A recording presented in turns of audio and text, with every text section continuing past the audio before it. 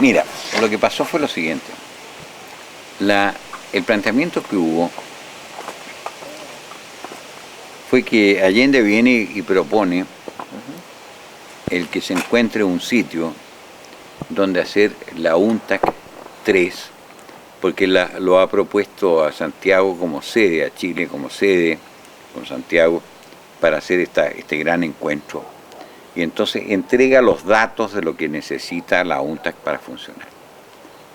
Entonces los asesores que había en ese momento, que ninguno de ellos son el equipo que después trabaja, otros asesores, se dan cuenta que no hay ningún edificio que pueda funcionar en esos términos, ¿entiendes?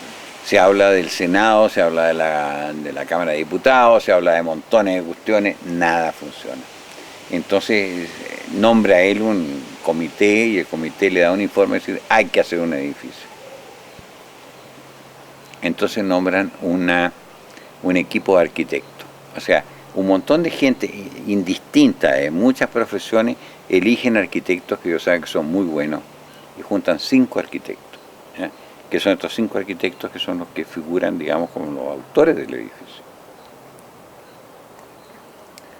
Y los llaman, los tipos van ahí, se encuentran que no los contratan como arquitectos, los contratan con un salario porque el problema era esto, este otro, son miles de metros, no tenemos para pagarles como arquitectos a todos, o sea que les vamos a hacer una oferta de salarial mensual por el tiempo que esto ocurra, y los tipos pues aceptan esa situación. Me invitaron a participar los arquitectos con los cuales yo había hecho murales. Sergio González, en especial, pues dijo, mira, llamen al Bonatti que está metido en todas estas cosas de la idea de incorporar arte a los edificios y todo, y bueno, que ya lleva tiempo trabajando en eso, porque nos puede ayudar para encontrar una cierta relación entre lo que era el diseño y la función, comprende, del edificio posterior de la exposición. Bueno, entonces yo fui para allá y me encontré de repente que el campo que se me había designado era ajustar ciertas características de materiales, de espacios, de colores, ¿entiendes?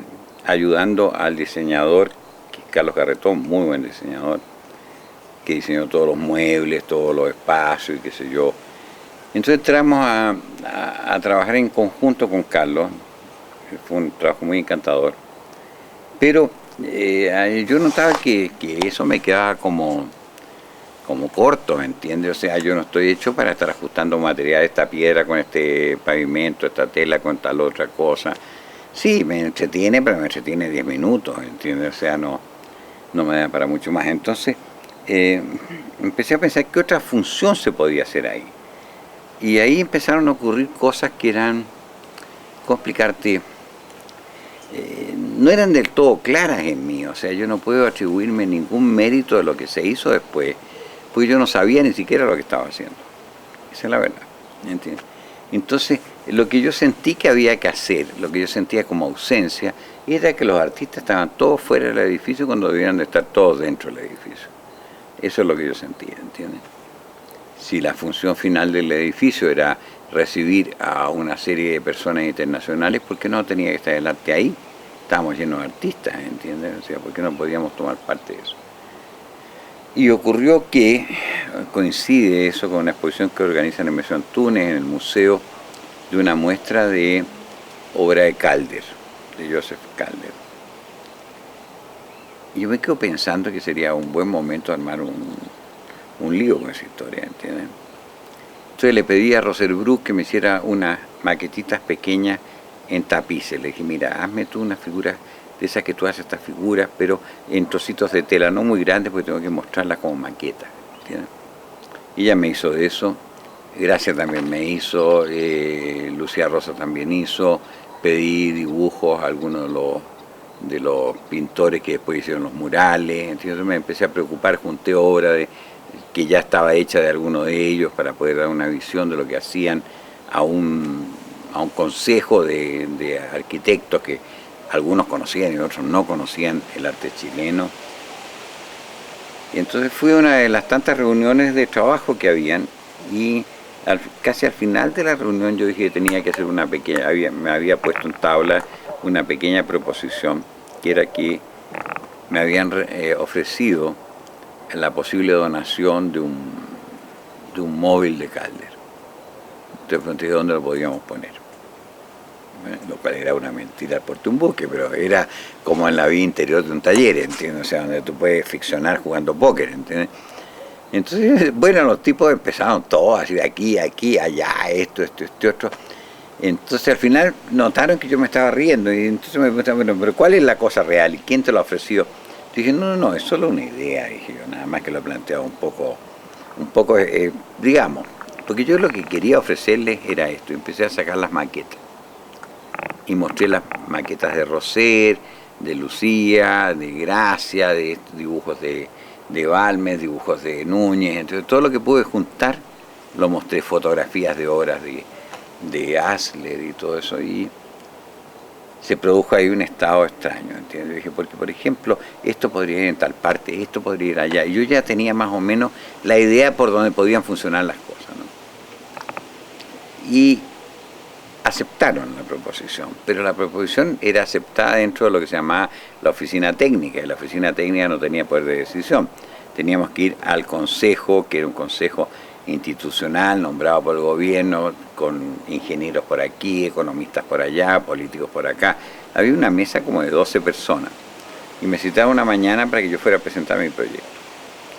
Yo partí para allá con 2 indicaciones bien concretas: que no hablara de dinero ni ofreciera nada que no pudiera hacer, ¿entiendes tú? Ya. Entonces yo entré y lo primero que dije fue eso. Me han dado 2 recomendaciones antes de hablar con ustedes, le dije que no hable de dinero y que no ofrezca nada que no puedo hacer. Bueno, de lo segundo estoy seguro, pero lo primero me lo voy a saltar, le dije del todo, y voy a hablar de dinero.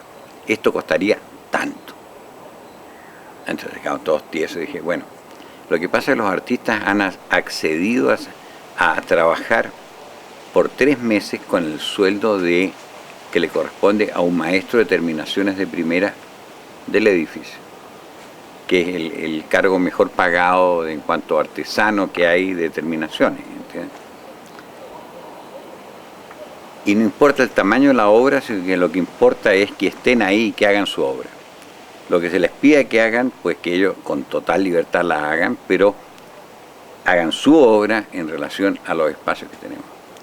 Y eso provocó realmente en la gente que estaba ahí una sensación de indefección para ellos, porque no podían decir que no, porque un sueldo que era el sueldo de un maestro más, ¿entiendes tú? No era gran cosa. Yo dije que lo que nos comprometíamos era a la infraestructura técnica para que la obra se realizara, que eso eran otros costos. Y entregué inmediatamente cotizaciones presuntivas, ¿entiendes? Total que el asunto sumaba como 1.200.000, no sé cuál era la unidad económica que teníamos en esa época, se me ha olvidado, si el escudo o los pesos, no me acuerdo nada, ¿entiendes? Entonces yo dije, bueno, pero yo no quiero estar amarrado por un poco más, un poco menos, lo único que sé es que lo que solicito es 1,5 millones y lo que sobre se devuelve. Dije, o sea, ¿cuál es el problema? O sea, pero no quiero estar apretado. Si voy a meterme en este lío, quiero meterme cómodo, ¿entiendes? Y mostré, por supuesto, los tapices y todas estas cuestiones. Entonces me pidieron que saliera, yo salí hacia afuera y mientras estaba en el pasillo me di cuenta que si eso resultaba, era la primera vez en la historia de la humanidad que se hacía. Ningún país socialista hizo eso jamás. Ninguno de ellos incorporó los artistas en estado de libertad absoluta de expresar lo que querían en espacio determinado para incorporarse a un edificio de funciones públicas. Ninguno lo ha hecho así. Siempre han sido encargos con el dedo, como se hace ahora, usted hace este mural, usted hace tal otro, aquí, que allá. Bueno, pero no una cosa en general, una gran incorporación. Y salió un secretario y se acercó y me dijo, fantástico, me dijo, te aprobaron. Entonces yo partí, tú sabiendo que me había metido en el follón de mi vida, partí a la oficina técnica, entré fumando mi pipita y me dicen, bueno, ¿qué tal te fue? Y yo, hecho. Desde que aprobaron el proyecto, desde que tuvimos que entregar el edificio, no tuvimos más de 10 meses. Ya. Y esos 10 meses, todos los artistas hicieron la obra, todos los artistas montaron la obra, y en el momento en que entraron las personas para tomar la propiedad del edificio, Nosotros, que éramos realmente los propietarios del edificio, los que lo habíamos construido, nos sacaron a empujones los guardias de seguridad para afuera, con los cascos y todo, porque ahora estaban entrando por acá la delegación tal, la delegación cuánto, y nosotros lo que estábamos haciendo era terminar detalles, decir, mire, apriete esto de nuevo, que no está conectado esta luz, que hay que ponerle, estábamos viendo detalles pequeños, ¿entiendes? Pero toda la obra ya estaba instalada, toda la obra, o sea, perfectamente. Habían llegado los cuadros de mata, habíamos hecho los letreros que se hacía abajo, ¿entiendes? Que los pinté yo con otra persona que me ayudó, ¿entiendes? Copiando la letra de mata en cuadrícula para que fuera exactamente parecida y tomándole el ritmo hasta que lo pudimos hacer. Bueno, o sea, la cosa era algo que nunca había ocurrido. Yo he hablado con tipos de cubanos y toda esa historia. Y he dicho, ustedes nunca han hecho algo semejante en la vida que llevan. Ya llevan muchos años, le dije. Jamás se les ha ocurrido una cosa así. ¿Por qué? No lo sé, le dije. Pero en realidad es triste que no lo hayan hecho, ¿entiendes? O sea, que el artista esté realmente metido en la estructura de su país, que haga y entregue obra.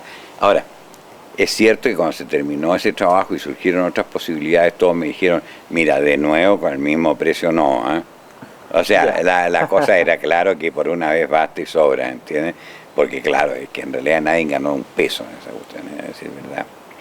Siempre lo que pasa, igual que las becas estas que hay de Fondarte, el único que no gana es el que se las gana, ¿entiendes? Todo el resto gana en torno de él, ¿entiendes? Nosotros no ganamos nada nunca, ¿entiendes? Esa es la verdad.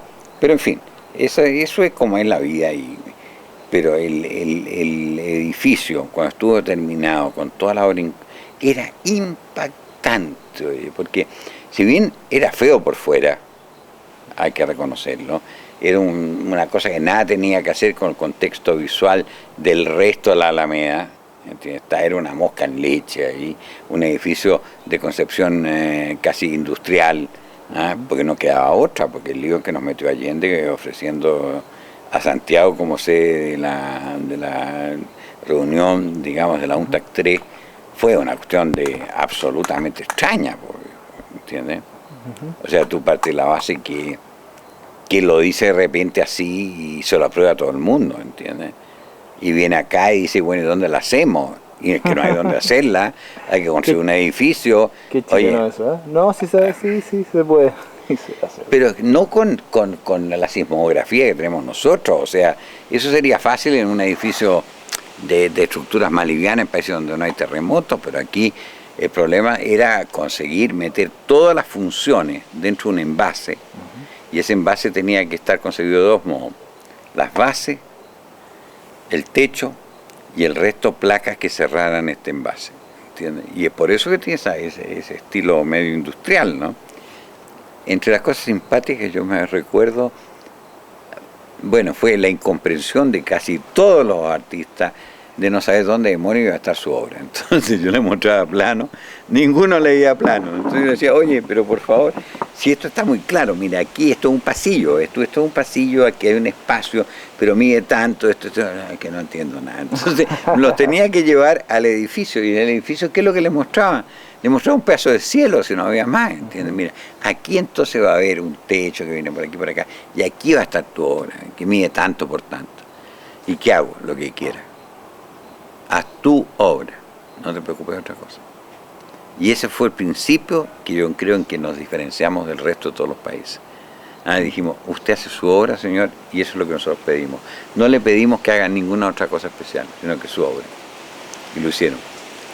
Entonces, entre las cosas simpáticas fue no sé, tú conociste a un maestro mimbrero que se llama Manzanito. No. Manzanito fue un ícono de todo lo que es. Bueno, eso es con lo que te acabas de bañar, Quillay. ¿Ah, sí? Sí, te va a quedar el pelo brillante. Entonces, bueno, Manzanito está muerto ya, era un maestro de mimbre. Hacía grandes cestas, peces, pájaros en mimbre y todo eso. Y esa cosa permitía, pues, oye, que pudiera hacer un trabajo para un espacio. Entonces yo encontré que el espacio ideal para él era unos comedores gigantes que habían ahí, que Hay daban unos pájaros, he visto fotos, ¿no? Unos peces. unos peces, Sí, unos peces. sí. Entonces, había un pez central que era un ballenato que venía como de allá hasta por aquí, bueno, tenía como 7 metros de largo, un pescado gigante, ¿entiendes? Que además provocó un problema en su casa, porque ellos lo empezaron a construir en el pasillo de la casa, estaba la puerta ahí, y a medida que lo iban haciendo, la casa se partió en dos, los que estaban al lado de allá el pescado y los que estaban al lado de acá el pescado, entonces no había modo de comunicarse, se hablaban por arriba o a través del mimbre, ¿no? Y cuando me lo llevé, pues hoy estaban todos felices que me lo llevara porque la casa volvió a ser una casa normal. Y la idea es que cada artista hizo lo que tenía que hacer, ¿entiendes? Hubo pequeñas correcciones, por ejemplo, Ricardo Mesa presentó una cosa que era un poco agresiva para las puertas, pues se le encargó que hiciera las puertas, los tiradores de puertas de todo el edificio, que eran un montón de tiradores preciosos. Entonces hizo una cosa que era como un puño. Yo le dije, no, porque, o sea, es que no, ¿entendés tú? O sea, esta no es una academia de karate, bueno. Le dije, o sea que, pero ponte otra posición. Entonces hizo después una mano así, empuñada así, que es muy bonita, ¿eh? Y se fundieron montones de son aluminio y se pusieron todas las puertas. Y eso se pagaba exactamente igual que un mural de 20 o 25 metros cuadrados, ¿entiendes? O sea, no había diferencia ninguna, ¿no? Eso fue lo importante que tuvo esa historia, o sea, porque O sea, detrás además de obras, o sea, por lo que entiendo, además de obras también era como el diseño de las puertas. todo, hicimos todo, o sea, Ya.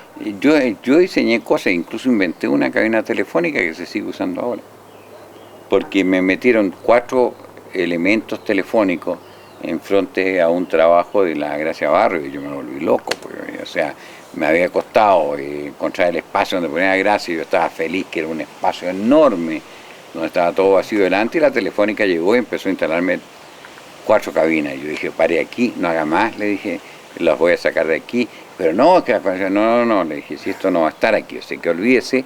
Entonces me fui a la oficina y le dije, deme 2 horas y vuelvo. Les diseñé unas cabinas que eran aquí un semicírculo, otro semicírculo y otro, y en un solo punto de poste tenían 4 teléfonos, y se los puse en un rinconcito. Y los artistas hicieron, por ejemplo, Mandiola hizo bebederos de agua, Irarrázaval hizo, ¿cómo se llama esto? Tiestos donde se ponían las plantas, más asientos, Aller hizo un estar completo, o sea, cada cual trabajó, oye, dentro de las posibilidades que había, pero con una entrega absoluta, oye, ¿entiendes? O sea, fue realmente no sé, fue como un momento especial. Yo lo único que sé decir es que yo no tenía horario ninguno, trabajaba hasta las 3, 4 de la mañana, las veces que me encontré con Allende me encontré entre 3 y 4 de la mañana 2 veces. El impacto mayor quizás para mí desde el punto de vista de la respuesta fue lo que dio las bordadoras de Isla Negra. Yo fui a Isla Negra, hablé con una señora que se llama Momo, no me acuerdo su apellido, que era una señora pues del mundo intelectual, entiendes tú, que tenía una casa allá, que conocía a todas las bordadoras, y me juntó con un grupo de 6 o 7 de ellas, que entre ellas estaban todas de punta, así verdad, yo me encontré una sociedad muy disgregada cuando llegué. Y planteé esta historia como el punto de vista del encuentro de todos ellos y de hacer un mural en el cual lo único que tenía que saber es qué color había al lado, arriba o abajo, para que pudieran tener continuidad de imagen, pero cada cual hacía lo que quería dentro de un espacio, que ellas se organizaran, que ellas discutieran, pero que el mural medía exactamente, creo que eran 6 metros por un 80 por 2. Y cuando eso ya fue vida a la gente, cuando estaban las mujeres bordando en el suelo, terminando cosas, subiéndolo, bajándolo de nuevo, apretando otro detalle, metiendo otro colorcillo, ¿no? Eso fue fantástico, fue fantástico. Y la parte más impactante artesanal lo dieron ellas, ¿eh? Y ese tapiz lo han robado entero. El día de la entrega del edificio será... Para mí fue la sensación de un poco de milagro, ¿entiendes? Pero un milagro no mío, sino un milagro colectivo, ¿oye?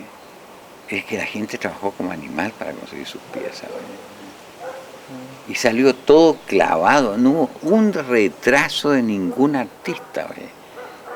había retraso a lo mejor de un eléctrico o de un terminado, una pinturita que no estaba retocada o un enchufe que se habían olvidado, que te habían picado y que había que volver a estucar y volverlo a poner mientras estaban entrando por el otro lado los dueños del edificio. Yo creo que la UNTA fue hoy una experiencia única, oye. O sea, si tú analizas las condiciones y el contexto en que se dio para que eso fuera aceptado por la gente, es que es una cuestión que es irrepetible. En un momento de la historia de Chile y ahí se terminó, ¿entiendes? No hay más que hacer hoy.